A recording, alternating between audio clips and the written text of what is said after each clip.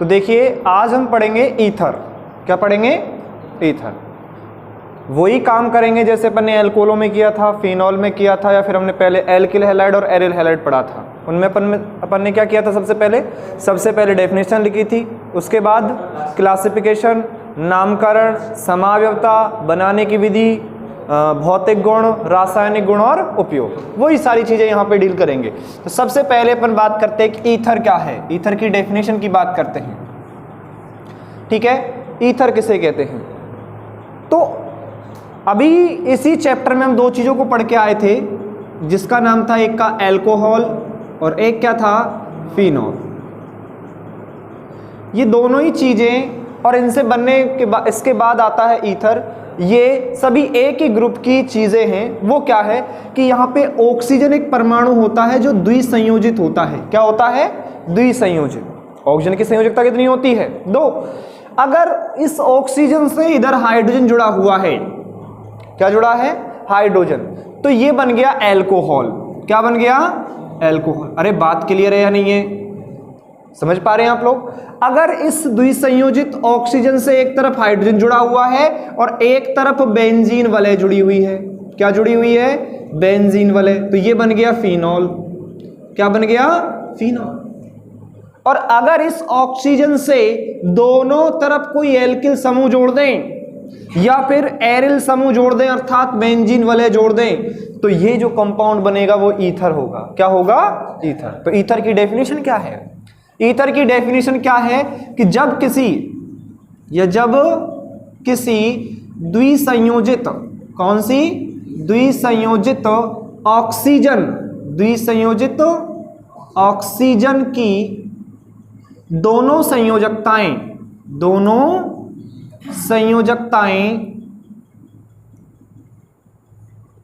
Alkyl अथवा aryl समूह से पूर्ण कर दी जाती है, तो प्राप्त यौगिक ईथर कहलाते हैं। क्या कहलाते हैं? ईथर कहलाते हैं। क्या कहा? जब द्विसंयोजित ऑक्सीजन की दोनों संयोजकताएं एल्किल समूह या एरिल समूह से क्या कर दी जाती हैं? पूर्ण कर दी जाती हैं, तो उनको हम क्या कहते हैं? ईथर कहते हैं। क्या कहते हैं? ईथर। समझ पा रहे हैं आप लोग? आसान है या नहीं है? डेफिनेशन देखो, एक ये हो सकती है डेफिनेशन। ये देखो, आपको पता है ये क्या होता है? H2O। क्या होता है? जल। क्या है? जल। तो दूसरी डेफिनेशन क्या है कि जब जल में से दोनों हाइड्रोजन का प्रतिस्थापन, एक मिनट,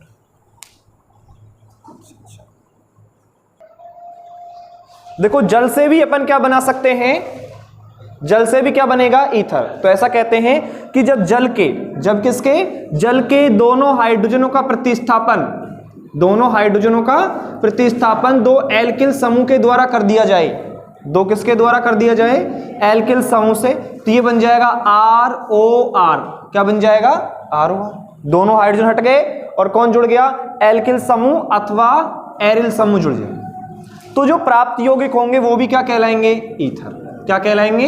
ईथर। समझ पा रहे हैं? ऐसा कहते हैं कि जब आपका अल्कोहल होता है ROH, कौन होता है? ROH। इस अल्कोहल में से जो ऑक्सीजन से जुड़ा हुआ हाइड्रोजन है उसका प्रतिस्थापन एल्किल समूह से कर दिया जाए।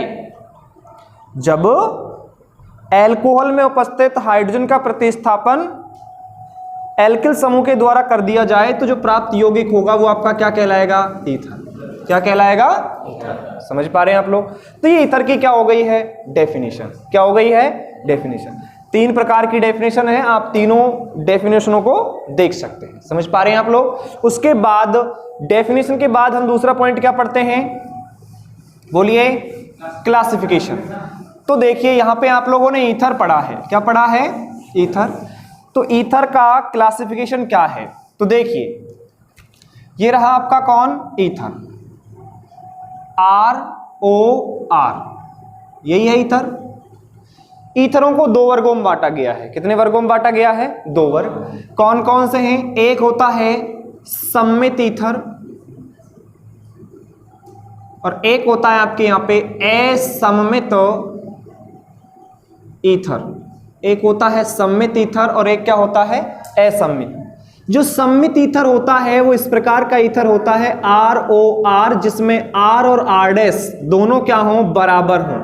R और R' क्या हो? बराबर हो, तो उसे क्या कहते हैं? सममित ईथर। और जिसमें R और R' दोनों बराबर नहीं हो अर्थात अलग अलग हो, उसे हम क्या कहते हैं? असममित ईथर। ये ईथरों का क्या हो गया है? क्लासिफिकेशन हो गया है। क्या हो गया है?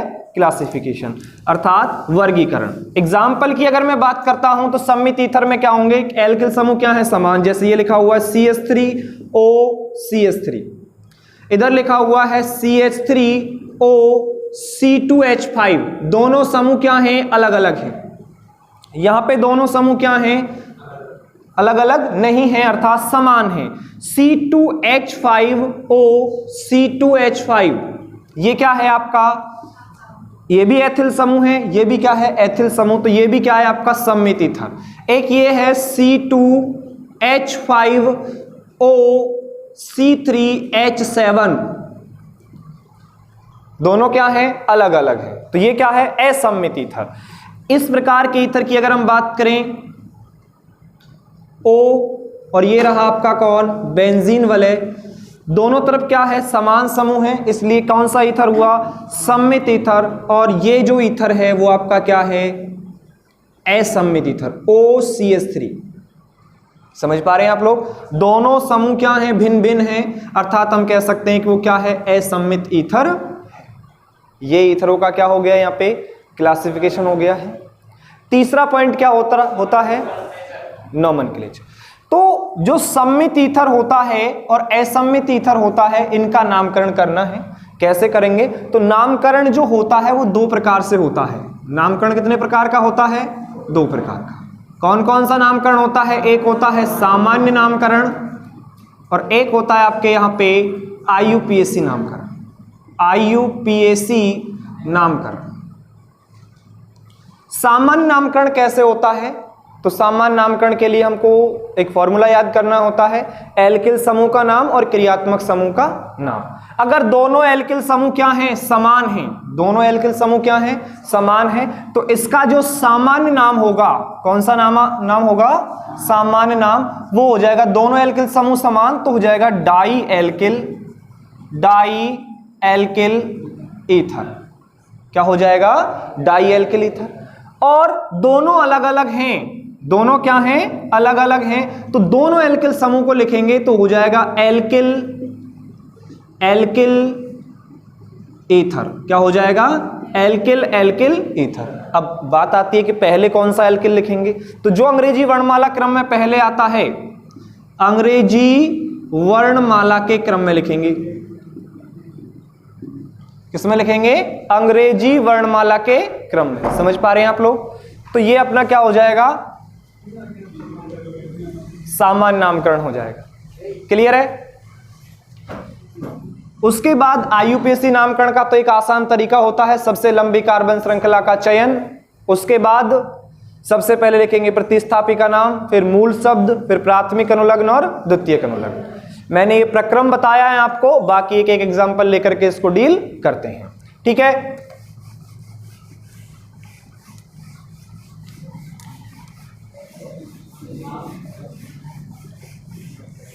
देखिए, नामकरण के लिए मैंने आपको एक तरीका बताया। सबसे पहले अपन क्या लिखते हैं? सूत्र लिखते हैं। उसके बाद उसका कौन सा नाम लिखते हैं? सामान्य नाम। और फिर उसका हम लिखेंगे IUPAC नाम। ठीक है? अगर हम सूत्र की बात करते हैं तो सबसे पहले मैंने ये लिख दिया CH3O CH3। सबसे पहले मैं जानना चाहता हूं कि ये सममित ईथर है या असममित ईथर है। तो आप कहेंगे कि सर ये सममित ईथर है। क्यों? क्योंकि दोनों तरफ मैथिल समूह जुड़ा हुआ है।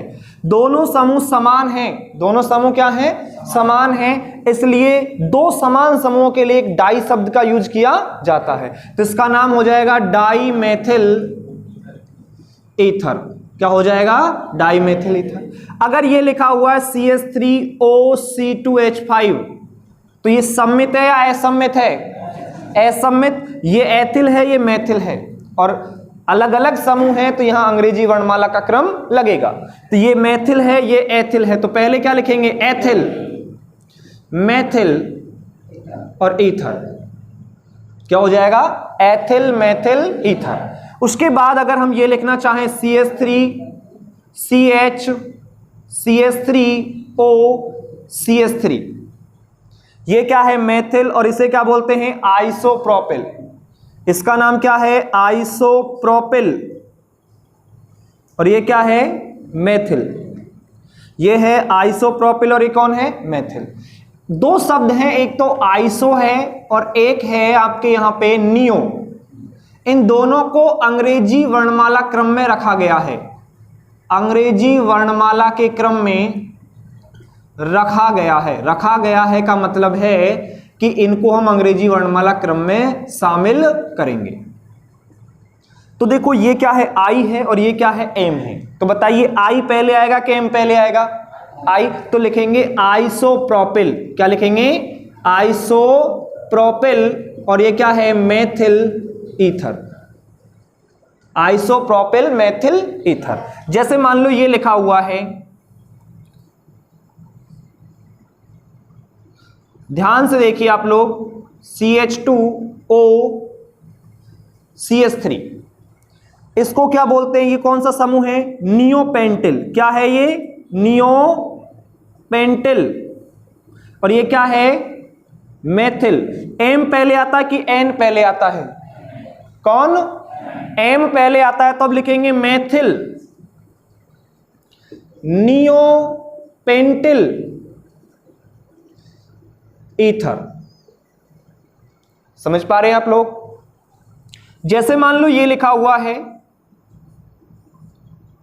OCH3, ये क्या है, मेथिल, और ये कौन है, फेनिल। तो बताइए मेथिल पहले आएगा कि फेनिल पहले आएगा, फेनिल। अरे कैसे आएगा, मेथिल आएगा पहले, methyl phenyl ether, methyl phenyl ether. समझ पा रहे हैं आप लोग। अब हम इसका क्या करते हैं, IUPAC नामकरण। तो सबसे लंबी कार्बन श्रृंखला एक कार्बन की बन गई, इस समूह को बोला जाता है मेथॉक्सी।